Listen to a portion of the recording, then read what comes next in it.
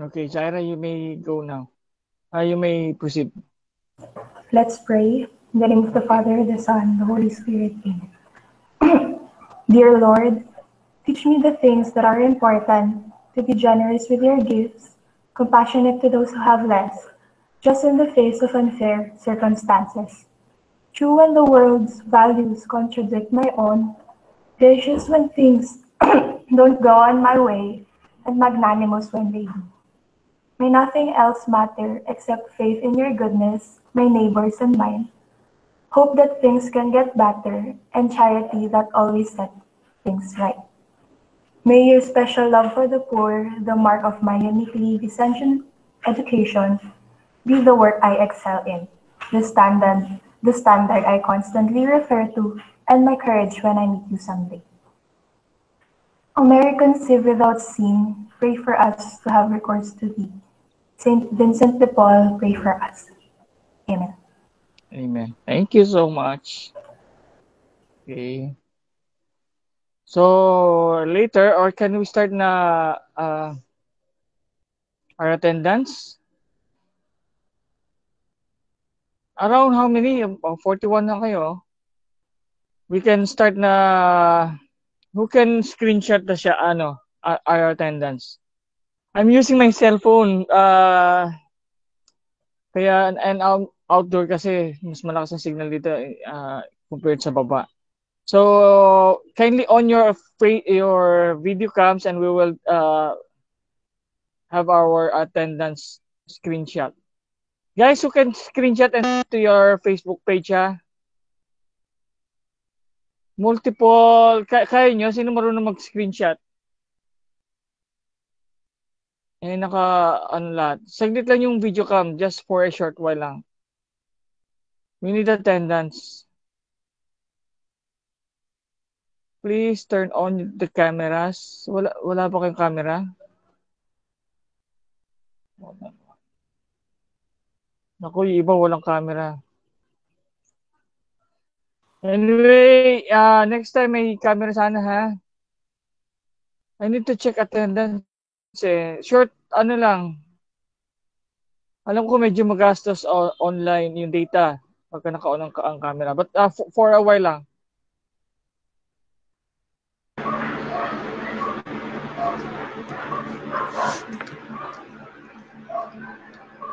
Low resolution nyo lang yung camera kasi malakas sa data. Low resolution. Sir, bibili pa lang po. Ganon. Actually, I'm using cellphone yung iba. Pwede naman ang cellphone ang gamitin nyo during our class. Pwede naman kayo mag-cellphone.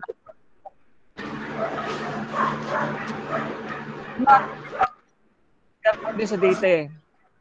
Yung PC talagang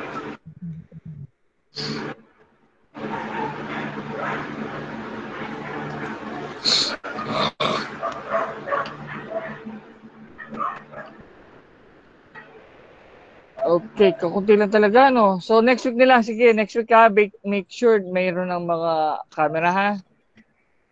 Okay.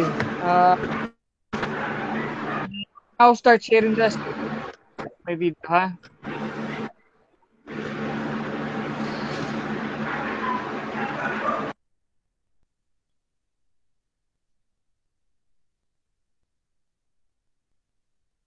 Sige, off nyo na camera. Next time na lang. Walang camera iba eh. Kukunti lang, oh. You can use naman cellphone, guys, eh. Okay. Start sharing the screen. Saan ba yan?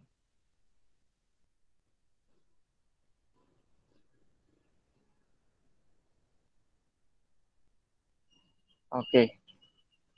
So just now, I posted our lecture for today on your Facebook.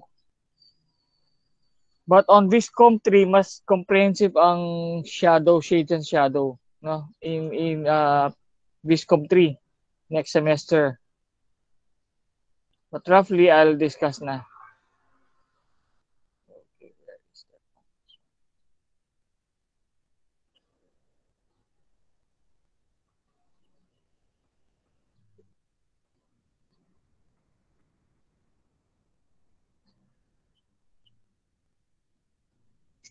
Okay.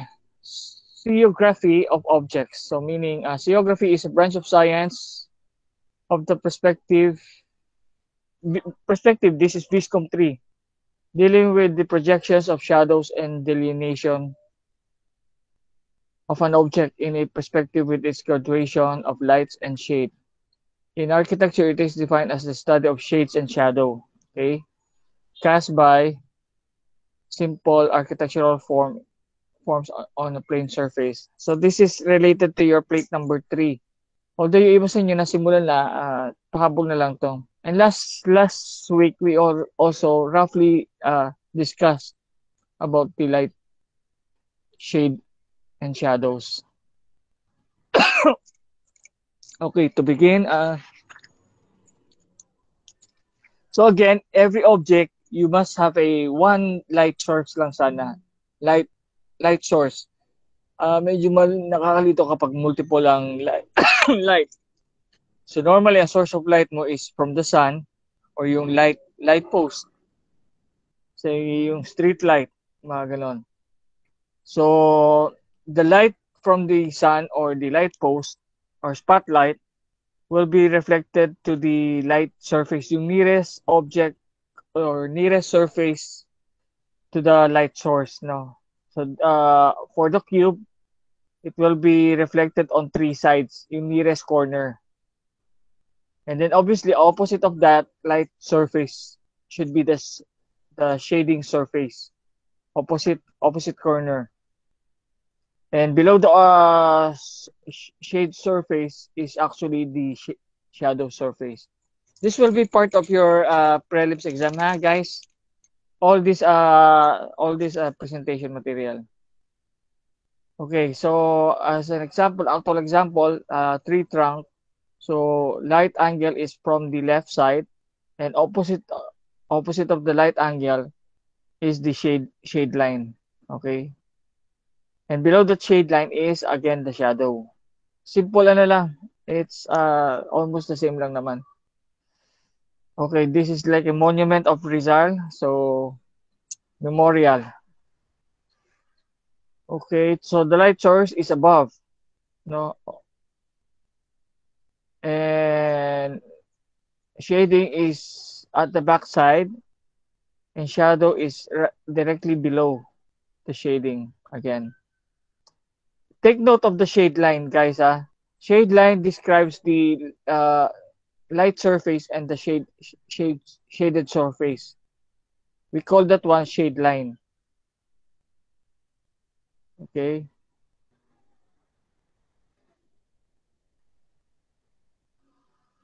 So again, the light source is on top, and opposite of the light source, you have the shading, and below the shading is again the shadows, casted shadow. And this again is the shade line. It is the border between the lighted surface and the shaded surface. So it's almost the same, not just different examples. No, guys, it's very important that you focus also on, again, in my style of presentation, I'm not really concentrating on the colors. I do more detailed shadowing kasi the effect is different kasi it's more realistic if you have shadows. The more detailed your shadow, the more realistic, even without colors, even if it's black and white. Ganun ang style ko. Before, during my school days, I use airbrush. So first, the rule of airbrush, like watercolor, it's from light. No, it's from dark to light.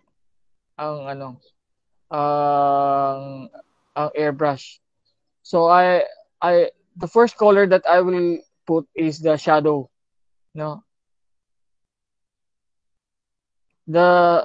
because in airbrush you need to put a clear film on top of your drawing, and then I will peel off first the shadow, then put the dark the black color on the shadow. And yun nga, it's from dark to light. So anytime that I will apply new layers or colors, the shadow or the black color will not be affected because it's already dark, no? So I put more the concentrate I focus more on the details of shadows. So for this example again, hold on. Box and column. For this example, you have two items, two objects. You have the box and the column on the right side. Then the light is reflected on the front, on the facade, and shading is reflected on the left side. And then, of course, right besides the shade is the shadow casted. The shadow line again is the border between the lighted surface and the shaded surface. So ganun lang, almost the same. So this is an apple ata, green apple. So guys, try to observe every time we architects as we appreciate beauty. So we also are very observant, especially sa details. We are very good in details. So madali tayo makakita with that attitude, you can easily check yung building, yung mga errors ng building, yung problems sa building, yung maganda sa building, yung pangit sa building. Because of our very observant tayo, and yung attention to details is common to us. Do you follow, guys? Guava, this is Guava. Nandiyan pa kayo? You follow? Question so far? None so far. Okay, kasi it's basic naman it's almost the same lang. No, you just need to practice. So again, for this guava, it's a spear, no, similar to spear. So from the light source, we always have to make a highlight because this is a spear nga. So highlight is a small circle which is not which the light is directly reflected to, no. Kaya round shape din siya yung highlight. So from for a spear, the shadow line or the shadow line, shade line is called a terminator. So another term for shade line is terminator. Now from that, parang Earth, globe, we have the day and night side. So in between the gap in between the day and night is the terminator. So parang ito, this one is from the left side, you have the light source, and the shade or shadow is on the right side. And in between is the terminator.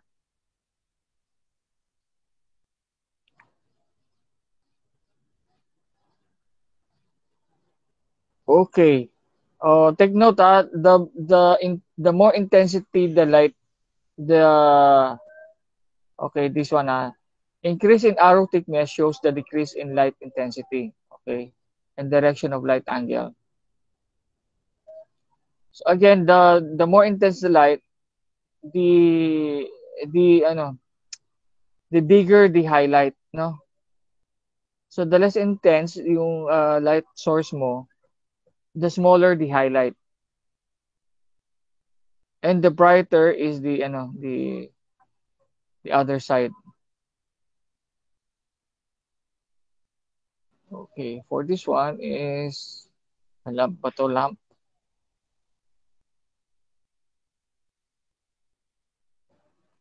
So take note of the position of the light source, from left side, from the top, from the right side, and then from the left side again. So different effects, no? In perspective 3 and perspective Viscom 3, you will learn about this one. You need to project the shadow directly using the ruler na. You are allowed to use ruler guidelines or projections. Okay, this is another sample lamp, Aladdin's lamp. And this one.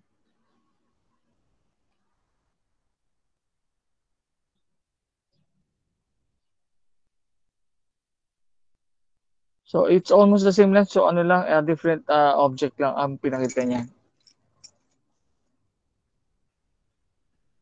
Okay, so in your exam, I will show these examples and then you identify. No, what is the where is the light angle, where is the shade line, shadow line, and the shadow. Okay, casted shadow.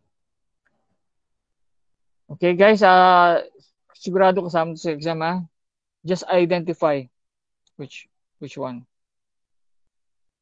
Okay, that's all for this one. Very short meeting lang tayo today kasi almost na-discuss ko na iba last week. I'll show you one more. This is a more detailed reference for shadows. I will also upload, but this will be more on Viscoptrine. Shades and shadow, this one. This one, you are allowed to use ruler. Ito yung sample ko kanina. I will upload this one also for your advanced Viscom 3 study. But in freehand, you're not allowed to use ruler again, ha, guys. This is for Viscom 3, ha. Kasi that is perspective. This is just for your reference, ano.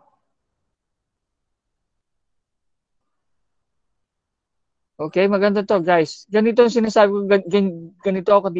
This is how I do shadowing, guys. Very detailed. Now, if your shadow is perfect, the drawing is really impressive, guys. Even if it's black and white, yung monochromatic nga. I prefer monochromatic than colored, actually.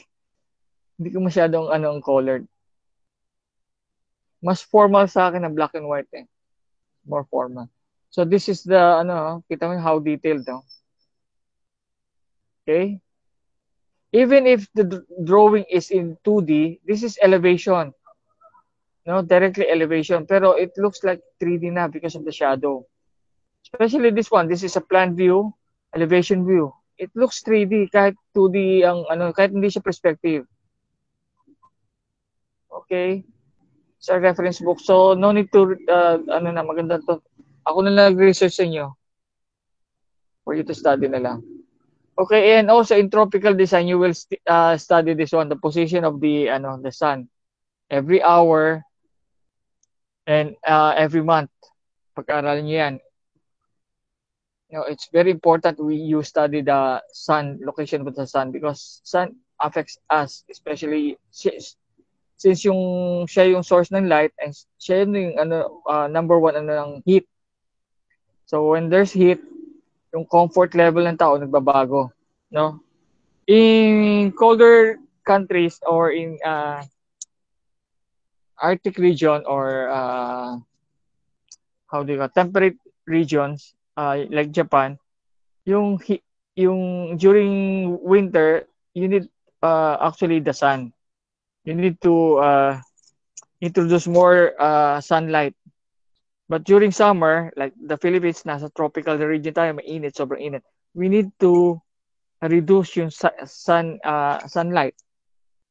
So we are using shading, roof eaves, shading, cantilevers, for shading devices, curtains, mga ganon, no? To again filter or reduce yung sunlight.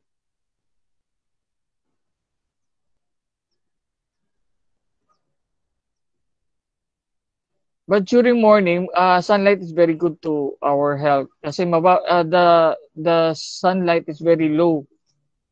And morning, medyo important siya for the human body. Okay. I'll upload this one immediately after this meeting. Okay, look at this detail though. Very nice, oh. Corinthian columns. Ganda ng detail ng niya, shadowing.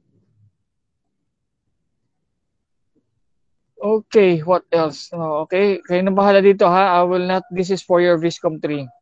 Your reference. Sigurado to, Viscom 3 to. I teach also Viscom 3 before din. Kaya, okay, That's all for that one. And what else? How to use presentation. What is this? This is color next midterm. I will introduce you to colors next semester na lang or finals. Puro colors na to. What else? Okay, this one is again for Viscom 3. Oh, 116 pages. Ang dami oh. I will upload this for your reference lang ha. Baka mamaya mahilig din kayo sa shadow like me. So, bahala na kayo. Okay, that's all for today siguro. Guys, it's very short meeting lang today. I need to check so many drawings, no? Natatambakan na ako and pasensya na guys ha. Basta gawa lang kayo ng gawa, I will check your paper and I'll be very fair. Ha? Any more question guys? Sir, i-upload nyo rin po yung grades po. Sorry, yung grades nyo? Yes po, sa plates po. Oh, of course. Makikita nyo yung result syempre. Pero yung result will be reflected if all grades is already given na. No, everybody submitted na ba? I'll check maybe later. I'll post na lang kung sino may kulang. Okay? Okay na po. And any more question pa po?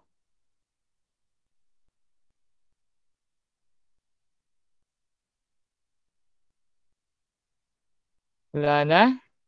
Can we stop the video na? Yes, sir. Wala naman na po.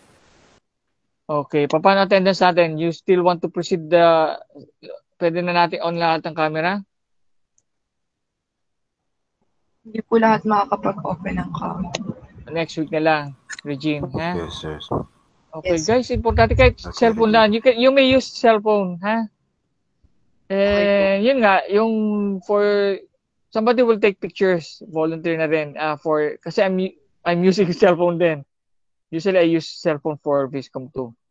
I only use my desktop for AutoCAD because I need to show them AutoCAD drawing.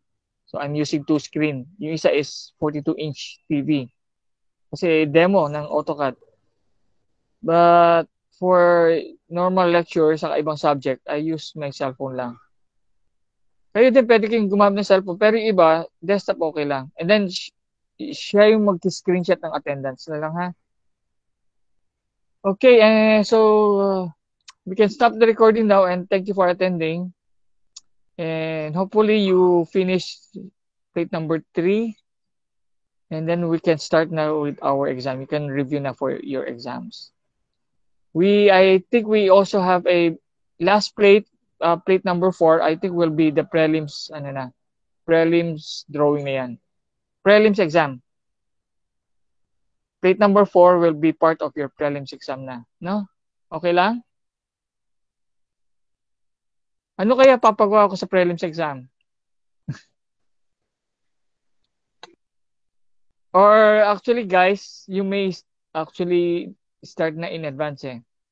Of course, we will now apply. Plate number 4 is application of what you learned from plate number 1, 2, and 3. So I will ask you to do as exam. You may do in advance na, sige. Para hindi kayo ma-pressure masyado sa plate number 4 will be what do you like? Pencil pa rin or we can do ball pen na? Pencil po. Pencil pa rin. Sige, pencil. So, next lang. Plate number 5 na yung ball pen. Okay, so pencil. Any subject you like. Free kayo to decide. If you want portrait, if you want landscape, if you want a building, drawing, showing all the techniques, hatching techniques, no, yung patterns, you have the hatch, the cross hatching, staple, up to you. So again, you can use A4 na lang, smaller size, or A3 if you want, if you like, flexible. So that will be, guys, this is your prelims exam, no? So yung how do you call this? The average of plate number 1, 2, and 3 is 60%. Then 40% will be plate number 4. So malaki impact ang ng 4. Plate number 4 is more important, no? Kasi it's 40% and yung 3 plates is 60% combined. Okay na yan, guys, clear na po. You may do na in advance para hindi na kayo masyado ma-pressure sa prelims. Marami kayong pag-aaral ng subjects eh. Sir, kahit isang ano lang po, technique po yung gagamitin. Smudge No, po ganun po. no, depende na sa inyo. Depend on your, you can mix. It's up to you. You're free to decide na. Kasi nga, I want you to be, kung saan yung comfort level nyo, pakita yung talent nyo, and yung ano nyo, how do you use yung different techniques? You can combine, or you can use only one technique, or two, or more. But my grading will be on may ano naman ako, I'm using rubrics na. I will use rubrics for this one. I like yung plate number 1, 2 and 3. Ano siya by square, 'di ba? By object ang grading, ang pointing system ko. But for plate number 4, different na. I have a different rubrics na. So I have grade for composition, yung detailed attention to detail, may points yan. What else? Yung pen stroke, yung pencil stroke mo, there's a point.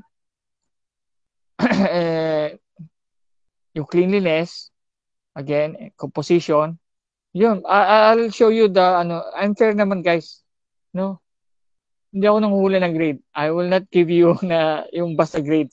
Put the grade. I will also have a rubrics. Okay, am I clear? So, kasi prelims is September 30 na ata, or end of this month is your prelims exam. So you have examination for laboratory, drawing, plate number 4, and exam is on lecture exam, meron din exam, online exam. Different yun, guys, ha? You have online exam for lecture, and then you have drawing exam for the lab. Okay? And then I will combine yung final grades on the finals. I will have to combine yung lecture and lab. Ako lang naman professor niyo for both eh. I think ang lecture is 40 or 30%. Then yung lab is 60 or 70%. I'll check. So, but that one will be done on the finals na. Finals grade na. Okay. Any more question? Especially sa plate number 4. Plate number 4. What, di ba I've given you examples of plate number 4? I'll show you again.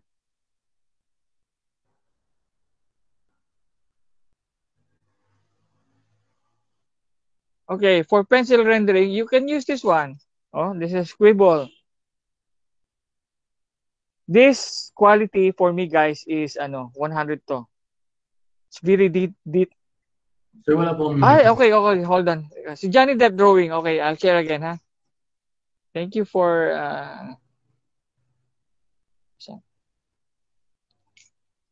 okay, for your plate number 4, I'll post na rin exam siya.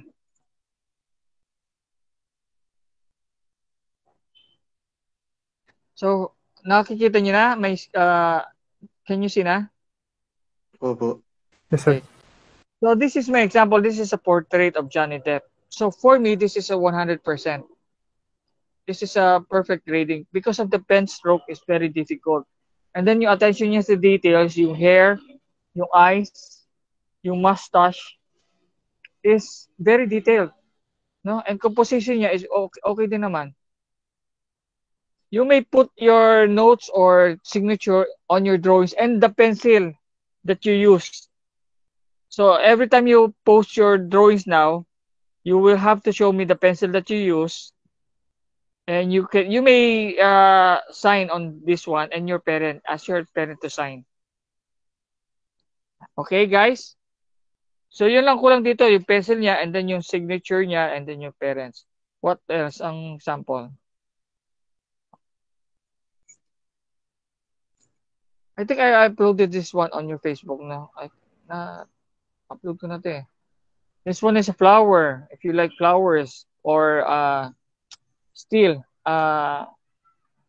or this is again portrait, still life.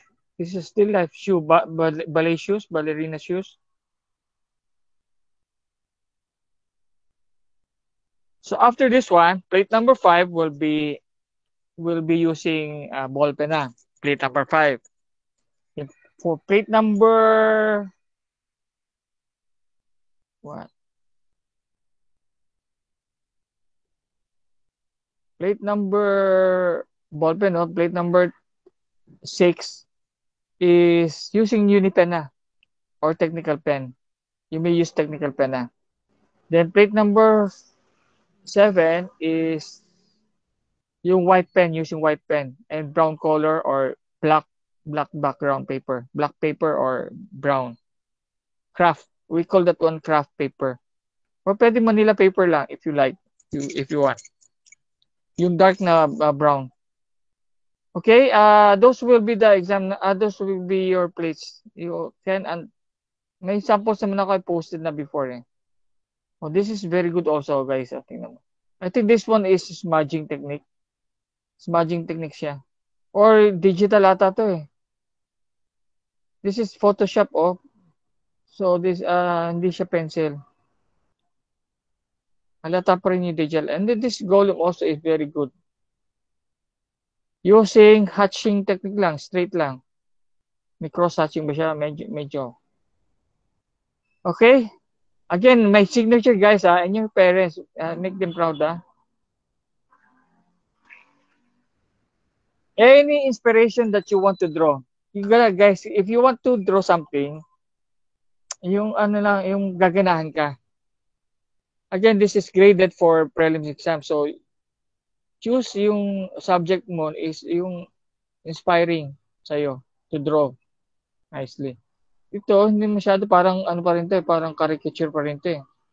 Parang cartoons ang effect. No, guys, realist dapat ang dating na hindi ganito. Ito hindi masyadong mataas sa akin grade nito. Gusto ko realistic ang dating, hindi anime, hindi manga or cartoonish ang dating, ha? Keep it real. Okay? I think I'm clear, it's clear na, no? Any more question? Kailan po i-upload po yung po? Yung criteria po. I will upload now Yung yung criteria for that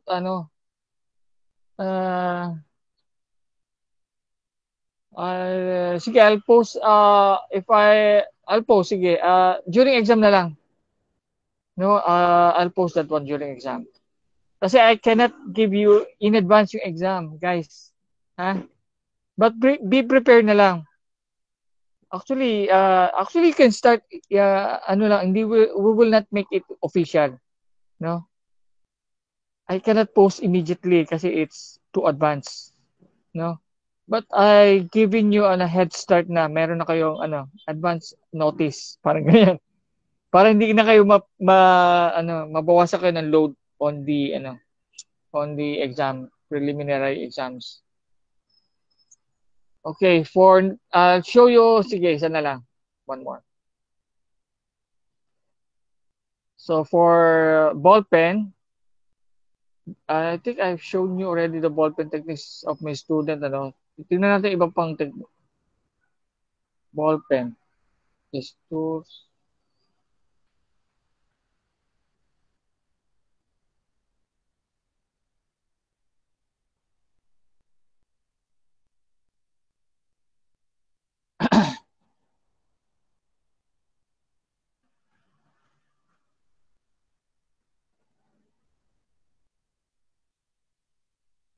For plate number 5, ganito guys. So tingnan nyo, ball pen.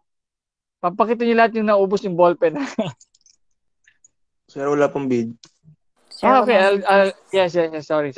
I'll share again. Thank you for reminding me. Okay, guys, actually you can anticipate na your work eh. If you're free lang you may do so. Ha? Okay, can you see now my Yes with the po. ball pen? So this is an example. This is 100% for me. Ang galing. Ang ganda pa ng girl na niya, inspiration niya. So, boys, pwede sino ba gusto niyo? Ivana? Sino ba gusto niyo drawing? Ivana? Nice. Si Milo po. Si Miley Hindi, Marlo po. Si Zonderford. Si Marley, anong pala, bakla pala yun. Sanderford po. Sanderford. Grabe. Dahil parang ano nung gimmick ang ginagawa, para mapansin lang siya. Yung pangit pa po siya. Oo. Ano pangit pa? Grabe, baka mapekto ng grade mo Bahala ka. Awit, bagsak. Sige. Yung, choose naman something beautiful na. Ininom tayo. Alam ko nagko-comic ka lang, pero as architect, we appreciate beauty. Ivana, sexy, again, yung iba nababasasan, but again, it's beauty pa rin.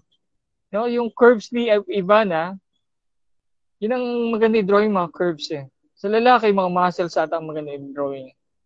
So these are the examples, this one is a cityscape. You may also do this one.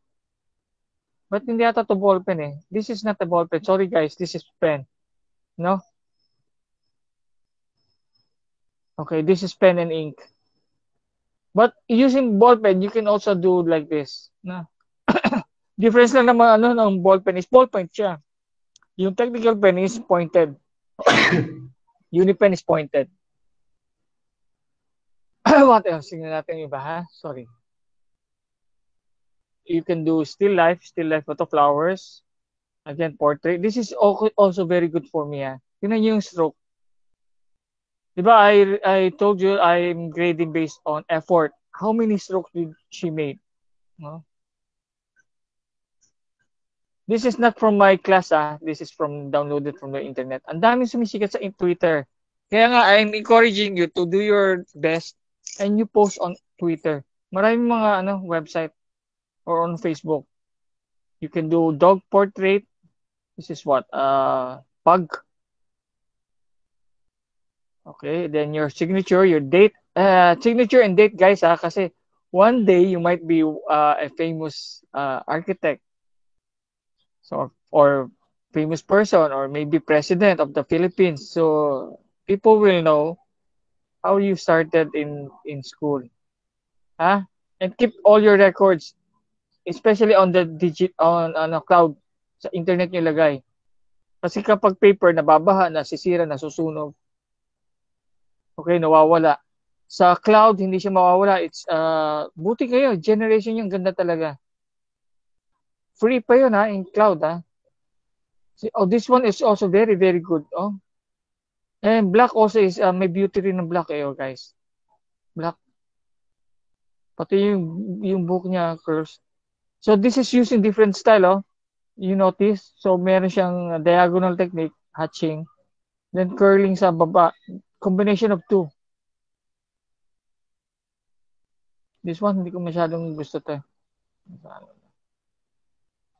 Wag mo ng pencil Do not use color pencil But ball pen, okay lang.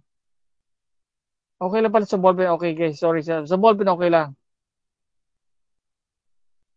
Still naman monochromatic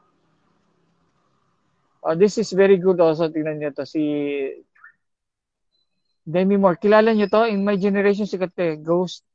Maganda siya Asawa ni Bruce Willis. Ganda ng mukha niya kahit short hair. Doon mo makikita beauty ng babae kapag any hair, short, kalbo, maganda pa rin. Bagong gising, doon mo makikita beauty ng babae. Tama ba, girls? Okay? Opo. Opo. Kasi natural beauty. Tama, natural na beauty, no? Okay? Kasi yung parang yung sun sa Manila Bay, it's superficial. Kapag na-wash out, wala na. So, i-maintain mo every year, every 2 years, ang gastos. Sobrang naman. Meron namang alternative na matibay. I don't know. Yung mga tao sa gobyerno natin, alam na binabagyo, alam na binabaha. And again, may mga alternatives naman na beautiful din may aesthetic din Yung proposal ko is, ayaw nilang pansinin. Ewan ko doon sa mga yun. Sige guys, okay na? This is for ballpen, no? Ito yung gawa ng estudyante ko. After showing that one, sino mo yung mga students ko, ito yung gawa nila sa ballpoint. I think I've shown you already. Oh, yan. Ito pinakagusto ko nakita nyo na to. Wow. Ano yun? May tanong? Okay na ba? Can we go na? Yes po. Okay, sige. Sir. Next time na ba? Okay.